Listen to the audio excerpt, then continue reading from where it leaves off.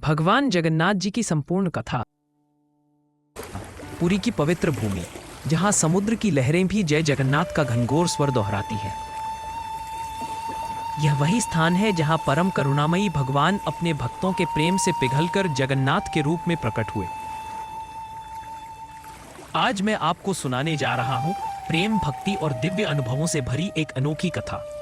कथा शुरू होती है द्वारका से, जहां भगवान कृष्ण के देह त्यागने के बाद पांडवों, द्वारका वासियों और विशेषकर देवकी, सुभद्रा और बलराम का हृदय विरह से टूटा हुआ था।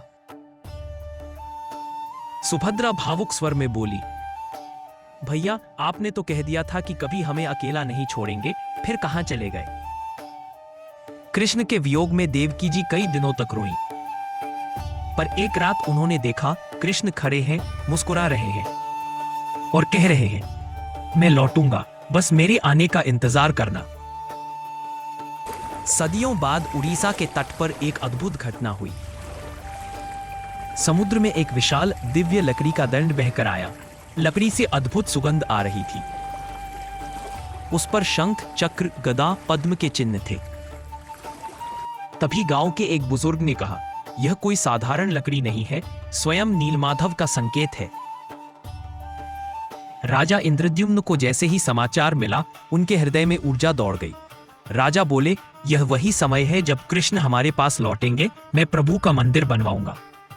और तभी महल के द्वार पर एक वृद्ध बढ़ई आया, सफेद दाढ़ी, चमकती आंखें और दिव्य तेज।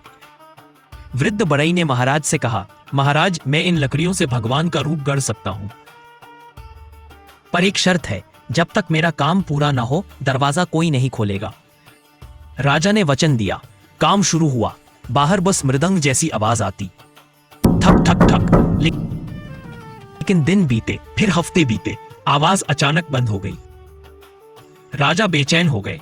मंत्री जी ने महाराज से कहा कि कहीं वृद्ध की तबीयत। महाराज ने दरवाजा खोल दिया गया।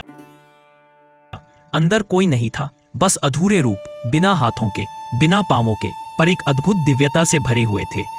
राजा रो पड़े, हे प्रभु, मैंने वचन तोड़ा, इसीलिए आपका रूप अधूरा रह गया। पर तभी आकाशवाणी हुई, राजन, यह अधूरापन नहीं, यह मेरा अनंत रूप है। हाथ नहीं, ताकि भक्त समझे मैं सबका हाथ हमेशा बनता हूं। पांव नहीं, ताकि जान ले मैं हर भक्त के साथ दौड़ता हूं। यह रूप मेरे प्रेम का स्वरूप है। राजा मंत्रमुग्ध हो गए। लकड़ी के इन दिव्य रूपों को राजमहल से मंदिर तक भव्य यात्रा के बाद लाया गया। संगीत, भजन, शंख, नगाड़ों की गूंज, भाव विह्वल लोग। पूरा जनसमूह जय जगन्नाथ, जय बलभद्र, जय माता सुभद्रा के जयकारे लगाने लगे। और पहली बार भगवान जगन्नाथ जी अपने दोनों भाई बहनों के साथ विराजमान हुए। समय बीता और एक परंपरा शुरू हुई, विश्व प्रसिद्ध रथ यात्रा, जिसमें प्रभु स्वयं भक्तों के बीच आते हैं। लाखों लोग रस्सी खींचते हुए, हे प्रभु, हमें अपने पथ पर ले चलो। और भगवान जगन्नाथ जी मुस्कुराते हुए अपने भक्तों के घर तक आते हैं, जैसे कह रहे हो, तुम नहीं आ सकते तो मैं ही आ गया। जगन्नाथ जी का रूप हमें सिखाता है, प्रेम में कोई कमी नहीं होती।